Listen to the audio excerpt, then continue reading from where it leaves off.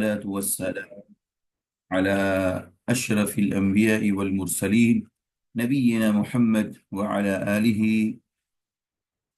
وصحابته أجمعين أما بعد.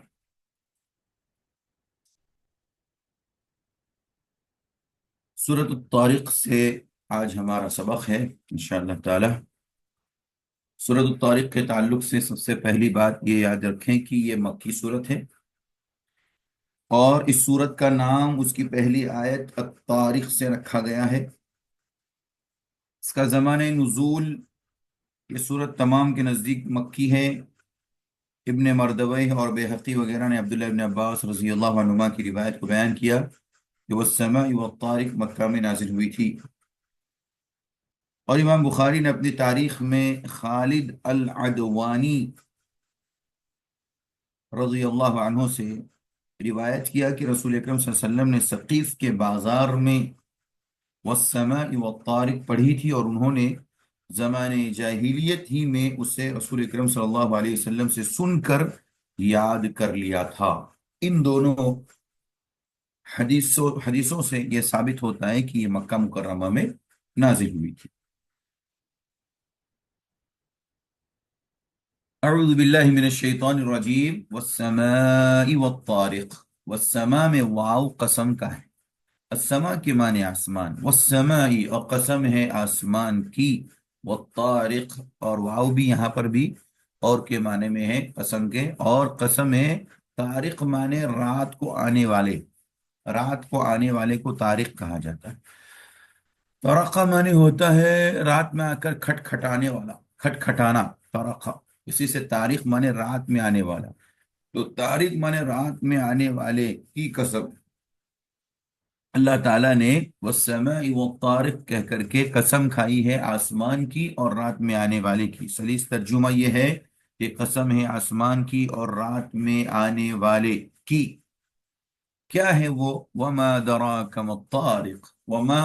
اور کیا. ادراک مانے ہوتا ہے معلوم ہونا. کاف مانے آپ نبی صلی اللہ علیہ وسلم کی طرف اشارہ ہے. وما ادراک آپ کو کیا خبر، آپ کو کیا معلوم. مت طارق ما کیا کے معنی میں ہے. الطارق مانے رات میں آنے والا. آپ کو کیا معلوم رات میں آنے والا کیا ہے. وما ادراک آپ کو کیا خبر. مت طارق رات میں آنے والا کیا ہے. النجم الثاقب. طارق سے مراد کیا ہے. النجم. نجم کہتے ہیں ستارے کو، جمع آتی ہے نجوم. اور ثاقب کے معنی چمکنے والا. ثاقب معنی چمکنے والا. النجم الثاقب معنی ستارہ جو چمکنے والا ہے. تو طارق سے مراد کیا ہے. چمکنے والا ستارہ جو رات میں آتا ہے، یعنی رات میں طلوع ہوتا ہے، نکلتا ہے. تو اللہ تعالیٰ نے فرمایا والسماء والطارق قسم ہے آسمان کی، والطارق اور رات میں آنے والے کی. وما ادراک آپ کو کیا خبر. مطارق کے رات میں آنے والا کیا ہے. النجم الثاقب رات میں آنے والا. الطارق النجم الثاقب چمکنے والا ستارہ ہے. ان تینوں آیتوں کی تفسیر میں مفسرین نے کہا کہ سورتوں کی ابتدا قسم کے ذریعے کرنے سے مقصود کیا ہوتا ہے. سننے والے کو رغبت دلانا. نمبر 1، جو بات اس قسم کے بعد کہی جا رہی ہیں اسے غور سے سنیں. چنانچہ یہاں ابتدائی 4 آیتوں میں اللہ تعالیٰ نے آسمان اور روشن ستارے، ثریا وغیرہ ہر چمکدار ستارے کی قسم کھا کر لوگوں کو یہ باور کرایا کہ اللہ تعالیٰ نے ہر آدمی کے لیے ایک محافظ مقرر کر رکھا ہے. ان کل نفس لما علیہا حافظ. ان معنی اگر ہوتا ہے لیکن یہاں نہیں کے معنی.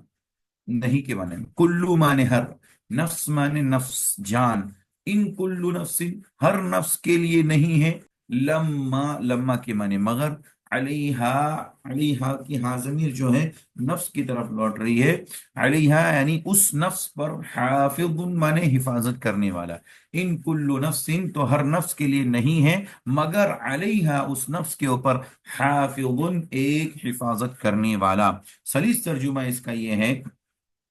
کہ کوئی جان ایسی نہیں ہے جس پر نگراں مقرر نہ ہو.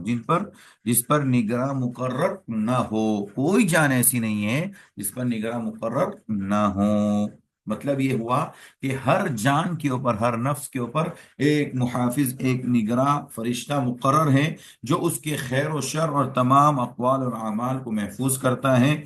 کسی انسان کا کوئی بھی عمل گم نہیں ہو جاتا۔ بعض مفسرین نے یہاں پر حافظ سے مراد اللہ تبارک و تعالی مراد لیا ہے، جو ہر انسان کا مراقبہ کرتا رہتا ہے اور اس کے خیر و شر اعمال کو فرشتوں کے ذریعے نام اعمال میں درج کرتا رہتا ہے، جیسا کہ اللہ تعالیٰ نے سورۃ الاحزاب میں بھی فرمایا وَكَانَ اللَّهُ عَلَى كُلِّ شَيْءٍ رَقِيبًا، اللہ تعالیٰ ہر چیز پر رقیب ہے، یعنی نگراں ہے۔ اس کے بعد اللہ تعالیٰ نے فرمایا فَلْيَنظُرِ الْإِنسَانُ مِمَّا خُلِقَ، فا جو ہے پس کے معنی میں، ینظر میں جو لام داخل ہے یہ لام امر کہلاتا ہے، اور ینظر معنی دیکھنا، ینظر معنی دیکھنا، فَلْيَنظُر چاہیے کہ انسان دیکھے، الانسان سے مراد انسان، فَلْيَنظُرِ الانسان چاہیے کہ انسان دیکھے، مما میں اصل میں من الگ تھا، ما الگ تھا،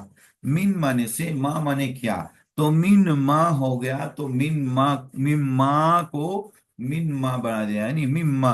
تو مما مانے کس چیز سے، خلقہ مانے پیدا کیا جانا، مجہول ہے، خلقہ سے خلقہ مجہول ہے یعنی پیدا کیا جانا، فَلْيَنظُرِ الْإِنسَانُ مِمَّا خُلِقَ تو چاہیے کہ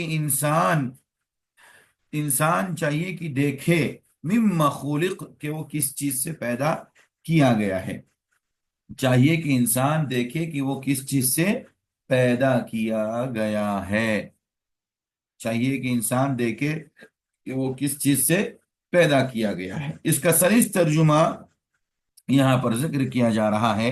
کہ پس انسان غور کرے کہ وہ کس چیز سے پیدا کیا، دیکھنے کا مطلب یعنی غور کرنا، انسان کو غور کرنا چاہیے کہ اس کی تخلیق کس چیز سے ہوئی، پھر اس کے بعد جب وہ غور و فکر کرے گا تو وہ اس نتیجے پر پہنچے گا کہ مجھے کون سے کام کرنے ہیں اور کون سے کام نہیں کرنے۔ جی، تو اللہ تعالیٰ نے فرمایا کہ آگے اس کی تفصیل بتاتے ہوئے خلق من ماء دافق، خلق مانے پیدا کیا جانا، ای انسان یعنی انسان پیدا کیا گیا، من مانے سے، ماء کے مانے پانی، دافق کے مانے اچھلنے والا، دافق مانے اچھلنے والا، تو اللہ تعالیٰ نے فرمایا خلق من ماء دافق، انسان اچھلتے ہوئے پانی سے پیدا کیا گیا، یخرج جو پانی کی صفت بتائی جا رہی ہے، خرج یخرج مانے نکلنا، جو نکلتا ہے،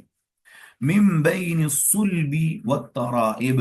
من بین، من مانے سے، بین مانے درمیان، اور صلب کے معنی ہوتے ہیں پیٹھ کے، اور الترائب کے معنی سینے کی ہڈیاں، الترائب مانے سینے کی ہڈیاں۔ اللہ تعالیٰ نے فرمایا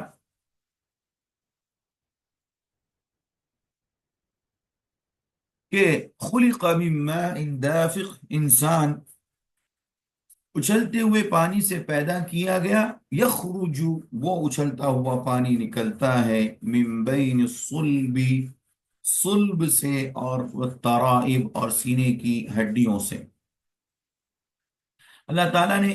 فرمایا اس آیت کریمہ کی، ان تینوں آیتوں کی تفسیر میں مفسرین نے کہا کہ اللہ تبارک و تعالی تمام انسانوں کے اچھے اور برے اعمال اور افعال کو کرامن کاتبین کے ذریعے سے محفوظ کر دیتا ہے۔ اس کے بعد اللہ تبارک و تعالی انہیں فرماتا ہے کہ تمہاری تخلیق کے اوپر غور و فکر کرو، یہ تخلیق جو تمہاری ہوئی ہے، یہ تخلیق دراصل ایسے پانی سے ہوئی ہے کہ جو پانی حقیر قطرے کی شکل اختیار کرتی ہے، اور اس کے بعد وہ رحم مادر میں جا کر کے ایک انسانی شکل اختیار کرتی ہے، جبکہ اس پانی کی کوئی ویلیو نہیں ہوتی، لیکن انسان جس منی کے قطرے سے پیدا کیا گیا وہ اللہ تبارک و تعالی کی عظیم قدرت کی نشانی ہے کہ جب وہ ایک حقیر منی کے قطرے سے جب اللہ تعالیٰ انسان کو پیدا کر سکتا ہے تو مرنے کے بعد دوبارہ زندہ کرنے پر بھی اللہ تبارک و تعالیٰ قادر ہے، انہو علی رجعہ لقادر، یقینا وہ اللہ رب العزت علی پر رجعہ، رجع یرجع رجعن کے معنی لوٹنا، اس کو لوٹنے پر، اس کے لوٹانے پر لقادر قادر ہیں لام البتہ کے معنی میں، یعنی اللہ تبارک و تعالی گویا یہاں پر ایک عقیدہ جو بعث بعد الموت کا ہے اس کی طرف اشارہ کر رہا ہے کہ جس طریقے سے اللہ تعالیٰ نے تمہیں ایک حقیر پانی سے پیدا کیا جو من بین الصلب والترائب، اور پیٹ سے اور سینے کی ہڈیوں سے نکل کر کے وہاں رحم مادر میں جمع ہوتا ہے، اور اس کے بعد اس کے ذریعے سے ایک انسانی شکل تیار ہوتی ہے، اللہ تعالیٰ فرماتا ہے کہ وہ اس بات پر بھی قادر ہیں کہ جب تم مر جاؤ گے، ہڈی ہو جاؤ گے، سڑ جاؤ گے، گل جاؤ گے، ختم ہو جاؤ گے اور مٹی ہو جاؤ گے، قیامت کے دن میدان محشر میں جمع ہونے سے قبل پھر اللہ تعالیٰ کہے گا کہ تم لوٹ آؤ، تم اپنی اصلی شکل میں آ جاؤ، تو انہ علی رجعہ لقادر، اللہ ان انسان کو اس کی اصلی شکل پر لانے پر بھی قادر ہیں۔ جبکہ یوم تبل السرائر، جس دن ظاہر کی جائے گی چھپی ہوئی باتیں، قیامت کی منظر کشی کی جا رہی ہے۔ اللہ رب العزت نے ہمارے سامنے قیامت کی منظر کشی کرتے ہوئے کہا کہ قیامت کے دن اللہ سبحانہ و تعالی ان تمام چھپی ہوئی باتوں کو جو انسان کے دل کے اندر چھپی ہوئی ہیں، اللہ تعالیٰ اسے ظاہر کرے گا اور اس کے بعد اس کی وضاحت کرے گا۔ تو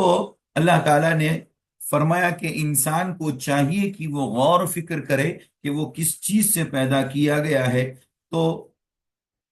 اللہ تعالیٰ نے جب کہا کہ غور و فکر کریں، جب وہ غور و فکر کرے گا اپنی تخلیق کے اوپر تو اسے اس بات کا احساس ہوگا کہ مجھے تکبر اور گھمنڈ نہیں کرنا چاہیے اپنی تخلیق پر، کیونکہ میں دنیا میں آنے سے پہلے ایک حقیر نطفہ تھا، حقیر قطرہ تھا پانی کا۔ اب اللہ تعالیٰ نے مجھے کوئی حیثیت دی، مجھے کوئی انسان کی شکل میں، کسی اچھی شکل میں بنایا ہے، تو اب مجھے اللہ کی کا شکر ادا کرتے ہوئے اللہ تبارک و تعالیٰ کے اوپر ایمان لانا چاہیے، اور اسی طریقے سے اس بات پر بھی ایمان رکھنا چاہیے کہ مجھے دنیا میں ایک دن مرنا ہے، اور مرنے کے بعد قیامت کے دن ہمیں اکٹھا ہونا ہے، اٹھ کر کے واپس اللہ کے سامنے جمع ہونا ہے میدان محشر میں۔ اگر یہ ذہنیت اس کے اندر موجود ہے تو اللہ تبارک و تعالیٰ کہتا ہے کہ یہ انسان کی نجات اور اس کی کامیابی کی دلیل ہے۔ تو اللہ تعالیٰ نے یہاں پر اسی کی طرف اشارہ کرتے ہوئے کہا کہ انسان کی تخلیق اس طریقے سے ہوئی ہے، اور اس کے بعد اسے دوبارہ اللہ تبارک و تعالی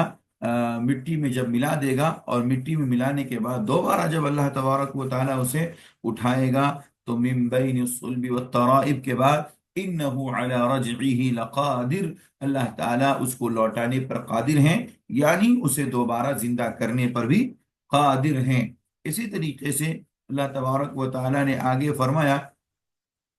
یوم تبل السرائر، کہ وہ دن ایسا ہوگا جس دن یہ انسان لوٹایا جائے گا۔ تبلا، تب تبلا مانے ہوتا ہے ظاہر کرنا، ابلا یبلی سے تبلا یہ مجہول ہے، تبلا مانے ظاہر کیا جانا، السرائر کے معنی ہوتے ہیں، سریرہ کی جمع سرائر کے معنی ہوتے ہیں چھپی ہوئی باتیں، جو راز کی باتیں ہیں، چھپی ہوئی باتیں جو انسان اپنے دل میں چھپا کر کے رکھا ہوا ہے، قیامت کے دن وہ ساری کی ساری انسان کے سامنے کھول کر کے رکھ دی جائے گی کہ یہ دیکھو دنیا کی زندگی کی وہ باتیں جو تم چھپایا کرتے تھے، جس کا اظہار تم نہیں کرتے تھے، اللہ تعالیٰ کہے گا کہ یہ ساری چیزیں تمہارے سامنے ہیں۔ یہاں جو ایک لفظ آیا صلب کے معنی پیٹھ، میں نے جیسا کہ ذکر کیا یہ باپ کی طرف اشارہ ہے، یعنی مفسرین نے کہا کہ یہ باپ کے پیٹھ سے نکلنے والا منی کا قطرہ ہے، اور اسی طریقے سے ترائب یہ تریبہ کی جمع ہے جس کے معنی ہوتے ہیں خاتون جس جگہ پر ہار لٹکاتی ہے، موضع القلادہ کہا جاتا ہے اس کو عربی زبان میں، موضع القلادہ، عورت جس جگہ ہار لٹکاتی ہے، یعنی گلے کا حصہ، اس کے نیچے کی جو ہسلی کی ہڈی ہوتی ہیں ان ہڈیوں کی طرف اشارہ ہے کہ خاتون کا جو ہے مد منوی وہاں سے خروج ہوتا، اور اسی طریقے سے مرد کا پیٹ سے، ان دونوں کے خروج کے بعد یہ رحم مادر میں جا کر کے جمع ہو جاتا، اور اس سے انسان اللہ تبارک و تعالی انسان کو مکمل شکل عطا کرتا ہے۔ تو یہاں پر اللہ تعالیٰ نے اسی کی طرف اشارہ کرتے ہوئے کہا کہ اللہ تعالیٰ نے صلب اور ترائب سے انسان کو پیدا کیا اور پھر اس کو دوبارہ لانے پر قادر ہے، اور قیامت کے دن اللہ تعالیٰ تمام سرائر کو، تمام چھپی ہوئی چیزوں کو انسان کے سامنے ظاہر کر دے گا۔ فما له من قوت ولا ناصر۔ فما، ما کے معنی یہاں پر نہ نہیں کے معنی میں ہے، فا کے معنی پس، پھر کے معنی میں، لہو اس انسان کے لیے، لہو ہو ضمیر انسان کی طرف، بس اس انسان کے لیے نہیں ہے، من من سے، قوت من قوت طاقت، ولا اور نہیں ہے، ناصر کے معنی مدد کرنے والا، مددگار۔ فما له من قوت ولا ناصر، تو اللہ نے فرمایا کہ اس کے لیے اس دن یعنی قیامت والے دن کوئی طاقت نہیں ہوگی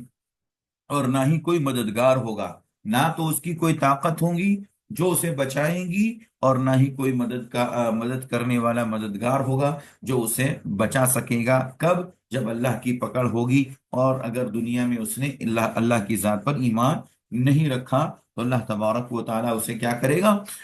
جہنم رسید کر دے گا۔ اس موقع پر کوئی طاقت اسے بچا نہیں سکتی، اسی طریقے سے کوئی مدد کرنے والا اس کی مدد نہیں کر سکتا۔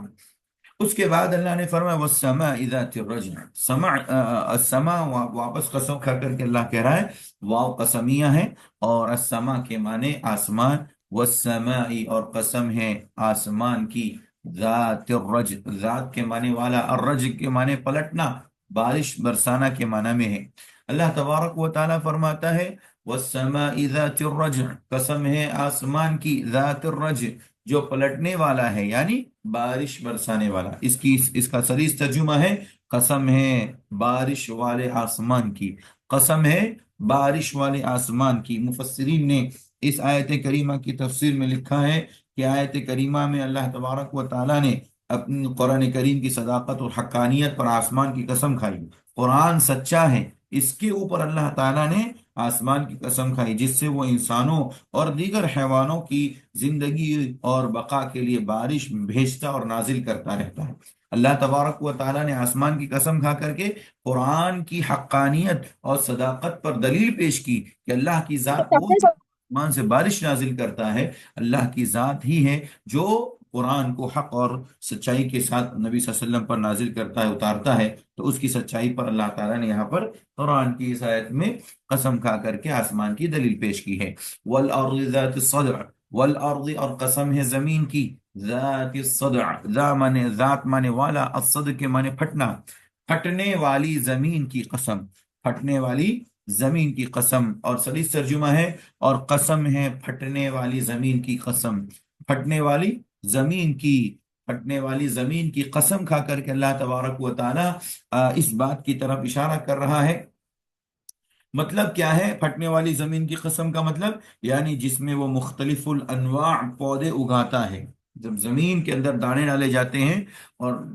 دانہ ڈالنے کے بعد فلاح جو کسان ہوتا ہے وہ اس کے اندر پانی ڈال کر کے، پانی کے ساتھ اس کے اندر دانہ ڈال کر کے اور کھاد وغیرہ دے کر کے ہٹ جاتا ہے، اس کے بعد اللہ تبارک و تعالیٰ اس دانے کو باہر کوپلوں کی شکل میں نکالتا ہے، زمین پھاڑ دی جاتی ہے۔ تو اسی کی طرف اشارہ ہے، زمین جب پھٹتی ہے تو وہ کوپلیں اور چھوٹے چھوٹے پودے باہر آتے ہیں۔ اللہ کا اسی کی طرف اشارہ ہے کہ اللہ کی قدرت وہ ہے جو زمین کو پھاڑ کر کے اس کے اندر سے دانے کے ذریعے سے کوپلیں نکالتا ہے اور پھل نکالتا ہے، اور اسی طریقے سے اناج اور گلے نکالتا ہے۔ اس اللہ نے زمین کی قسم کھائی ہے، کس لیے؟ انہو لقول فصل، بے شک، بے شک، انہو وہ یعنی قرآن کریم، لقول البتہ، لام تاکید کے لیے، البتہ کے معنی میں، قول معنی قول، قال یقول قولا معنی کہنا، قول کے معنی میں یہاں پر بات کے معنی میں، اور فصل کے معنی فیصل، فیصل کا مطلب فیصلہ کرنے والا، فیصل معنی فیصلہ کرنے والا۔ تو اللہ تعالیٰ نے زمین کی اور آسمان کی قسم کھا کر کے بتایا، اللہ تعالیٰ فرما رہا ہے کہ بے شک قرآن کریم اللہ کا کلام ہے، انہو لقول، یہ بے شک اللہ تعالیٰ کا وہ کلام ہے، فصل اور حق اور باطل کے درمیان فیصلہ کرنے والا ہے۔ فصل کا مطلب حق اور باطل کے درمیان فرق کرنے والا اور الگ کرنے والا، جدا کرنے والا ہے۔ اور برملا اعلان کرتے ہوئے اللہ تبارک و تعالی نے فرمایا وما هو بالهزل، وما اور ما نہیں ہوا وہ یعنی قرآن، بالهزل، ہزل کے معنی مذاق، اور وہ قرآن مذاق نہیں ہے، وہ ہوا وما ہوا بالہزل، اور وہ قرآن اللہ کا کلام ہے، وما ہوا بالہزل، وہ کوئی ہنسی مذاق کی چیز نہیں ہے، وہ ہنسی مذاق نہیں ہے، وہ تو بالکل سیریس اللہ کا کلام ہے، مقدس کلام ہے، جو حق اور باطل کے درمیان، صحیح اور غلط کے درمیان، کفر اور شرک اور اسلام کے درمیان فرق کرنے والا اور فیصلہ کرنے والا فیصل قرآن ہے۔ اس کے بعد اللہ تبارک و تعالی نے آگے فرمایا، انہو انہم یکیدون کیدا، انہم، ان مانے بے شک، ہم وہ یعنی کافرین مشرکین مکہ کی طرف اشارہ ہے، یکیدون، کاد یکیدو کیدن کے معنی ہوتا ہے تدبیر کرنا، مکر کرنا، پلان کرنا، انہم یکیدون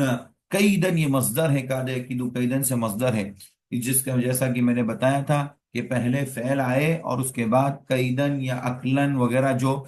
مصدر آتا ہے اس کو مفعول مطلق کہتے ہیں، یہ منصوب ہے کیدن مفعول مطلق کی وجہ سے، اور اس میں تاکید پیدا کی جاتی ہے، جیسے یہاں پہ یکیدو فعل ہے اور کیدن مصدر ہے، عقیدو بھی فعل ہے اور کیدن بھی مصدر ہے، اس کے دونوں کے معنی یہ ہوتے ہیں کہ یہاں پر اللہ تعالیٰ کا مقصود بہت تاکید ہے کہ انہم یکیدون کیدا، بے شک وہ تدبیر کرتے ہیں، بہت تدبیر، سخت تدبیر کرتے ہیں، بے شک کفار سازش کرنے میں لگے ہوئے ہیں، سخت سازش کر رہے ہیں، وہ عقید قیدا، اللہ کہتا ہے میں بھی بڑی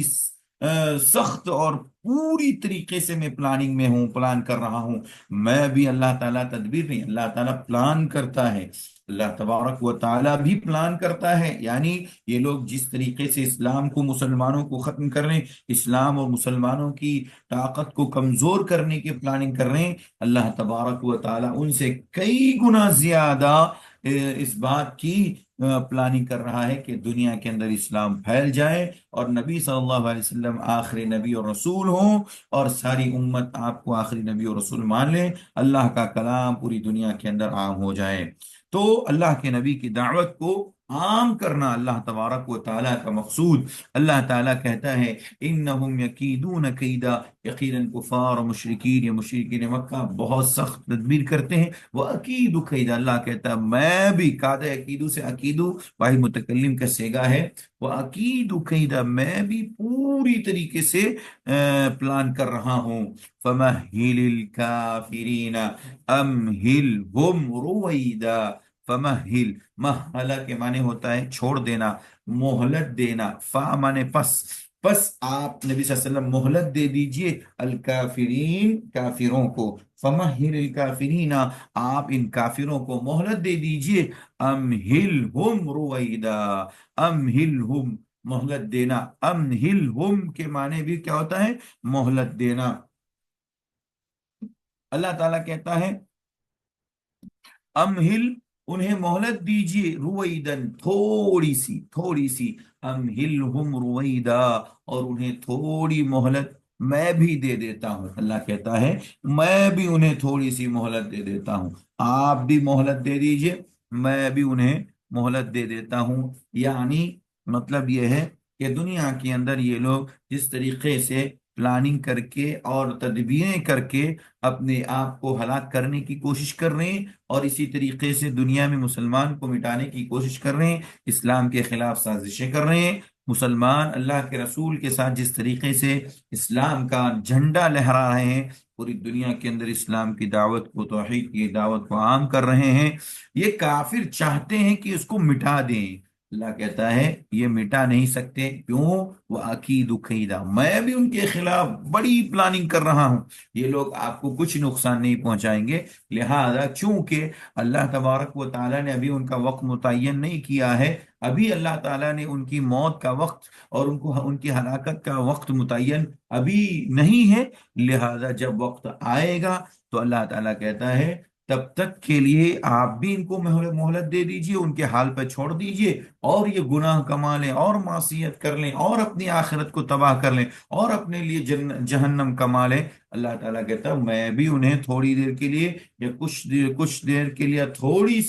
تھوڑے سے لمحے کے لیے، تھوڑے سے وقفے کے لیے میں بھی انہیں مہلت دے دیتا ہوں۔ تو اس طریقے سے اللہ تبارک و تعالی نے سورۃ الطارق کے اندر ہم سب کے لیے کچھ اہم پیغام اللہ رب العزت نے رکھے، کہ سورۃ الطارق کے اندر اللہ نے پہلے تو قسم کھائی، چار چیزوں کی قسم، تین چیزوں کی قسم کھانے کے بعد کہا کہ یہ انسان، جو انسان اس کے اوپر اللہ کی طرف سے ایک محافظ ہے، یا تو اللہ تعالیٰ بذات خود اس کی اپنی طرف اشارہ کر رہا ہے، اللہ کی نگرانی میں ہے، یا فرشتے کی طرف اشارہ ہے کہ فرشتے ان کی نگرانی کر رہے ہیں۔ اور دوسری بات پھر اللہ نے کہا کہ تم اپنی تخلیق پر غور کرو، تمہیں ناز کس بات پر ہے، تم گھمنڈ کیوں کرتے ہو، تم تکبر کیوں کرتے ہو، تمہیں اپنی زندگی پر ناز ہے، تو ذرا اپنی تخلیق کے اوپر غور و فکر کرو، تم حقیر پانی سے پیدا کیے گئے، تمہاری کوئی حیثیت نہیں تھی۔ اور اس کے ساتھ ساتھ تم یہ بھی غور کرو کہ جس طریقے سے تم کچھ نہیں تھے، اللہ نے تمہیں ایک انسان بنایا، ایک مخلوق بنایا، ایسے ہی اللہ تعالیٰ کہتا ہے قیامت کے دن تمہیں اللہ تعالیٰ اٹھائے گا، جب تم بوسیدہ ہو جاؤ گے، تمہاری ہڈیاں ختم ہو جائیں گی، اور تمہارا جسم بالکل ختم ہو جائے گا، کسی چیز کا عطا پتہ نہ ہوگا، وہاں سے اللہ تعالیٰ تمہیں زندہ کر کے میدان محشر میں جمع کرے گا۔ اس باس بعد الموت کے اوپر بھی تمہارا یقین ہونا چاہیے، تم اس پر بھی یقین کرو۔ اور ساتھ ہی ساتھ اللہ تبارک و تعالیٰ نے اس کے بعد قرآن کریم کی عظمت پر، اور اس قرآن کریم کو قول فیصل ماننے پر، اور اللہ تعالیٰ کا حق کلام اور سچا کلام ماننے پر، اللہ رب العزت نے آسمان و زمین کی قسم کھا کر کے اس کی سچائی اور اس کی صداقت اور حقانیت کی طرف اشارہ کیا۔ اور اس کے بعد اخیر میں اللہ تعالیٰ نے کافروں کے مکر و فریب اور ان کی چال بازیوں اور ان کی پلاننگ کا تذکرہ کیا۔ اللہ نے کہا کہ ان کی شدید چال بازیوں کے بالمقابل اللہ کی پلاننگ بہت ہی شدید ہے، اور بہت ہی عمدہ ہے، اور بہت ہی خطرناک ہے، لہذا آپ انہیں مہلت دے دیجئے۔ ہم بھی انہیں مہلت دے دیتے ہیں کچھ دنوں تک، جب تک ان کی زندگی لکھی گئی ہے تب تک وہ اپنی زندگی میں خوب معصیت اور گناہ کے کام کر لیں، پھر جب ان کا وقت آ جائے گا تو ہم، اللہ کہتا ہے، ہم انہیں پکڑ لیں گے اور انہیں سزا سے دو چار کریں گے۔ یہ تھی سورۃ الطارق کا خلاصہ، یہ تھا سورۃ الطارق کا خلاصہ، یہ سورۃ الطارق کی تفسیر اور اس کا ترجمہ۔